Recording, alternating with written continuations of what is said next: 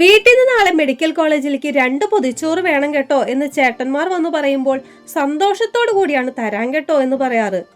സാധാരണ വീട്ടിൽ റേഷനരിയാണ് വയ്ക്കുന്നതെങ്കിലും അന്നേ ദിവസം വില കൂടിയ അരിയായിരിക്കും വെക്കുക. പറ്റുന്ന പോലെ ഒരു 4 കൂട്ടം കറിയെങ്കിലും ഒരുക്കാറുമുണ്ട്.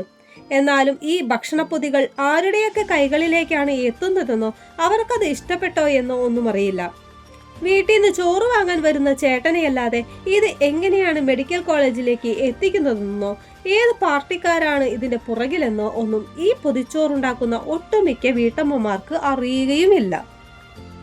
അങ്ങനെയിരിക്കെയാണ് ഒരു ദിവസം തൃശൂർ മെഡിക്കൽ കോളേജിലേക്ക് ഡോക്ടറെ കാണാൻ അമ്മയെയും കൂട്ടി പോയത്. ഡോക്ടറെ കണ്ട് ഏകദേശം 1 മണിയൊക്കെ കഴിഞ്ഞ് ഞാൻ ഇറങ്ങുമ്പോൾ പുറത്ത് വലിയൊരു ആൾക്കൂട്ടം. ഇവിടെ എന്താണ് ഈ നട്ടുച്ചയ്ക്ക് ആളുകൾ വെയിലും കൊണ്ട് ഇരിക്കുന്നതെന്ന് ചോദിച്ചപ്പോഴാണ് അവർ പറയുന്നത് പൊതിച്ചോറ് കാത്തിരിക്കുന്നതാണെന്ന്. എന്നും നേരത്തെ വരാറുള്ളതാണ്. ഇന്ന് എന്തുകൊണ്ടാണാവോ എത്തിയിട്ടില്ല എന്ന്. ഞാൻ ഒന്നുകൂടി അവരെ നിരീക്ഷിച്ചു. അതിൽ പ്രായമായവരുണ്ട്, കുട്ടികളുണ്ട്, സ്ത്രീകളും പുരുഷന്മാരുമുണ്ട്, എന്തിന് വയ്യാത്ത രോഗികൾ പോലുമുണ്ട്. എല്ലാവരും വിശന്ന് ഒരേ ദിശയിലേക്ക് ആ വണ്ടി വരുന്നതും കാത്തിരിപ്പാണ്. അന്നാണ് ഞാൻ അറിയുന്നത് ഞാൻ ഉണ്ടാക്കി കൊടുക്കുന്ന ഭക്ഷണപ്പൊതി ഏറ്റവും അർഹതപ്പെട്ട കൈകളിലേക്ക് തന്നെയാണ് എത്തുന്നതെന്ന്. അവിടെ നിൽക്കുന്ന 1000-ലധികം ആളുകളുടെ വിശപ്പടക്കാൻ എന്തിന്റെ പുറത്താണെങ്കിലും ആരാണെങ്കിലും ചെയ്യുന്ന പ്രവൃത്തിയെ എത്ര അഭിനന്ദിച്ചാലും മതിയാവില്ല.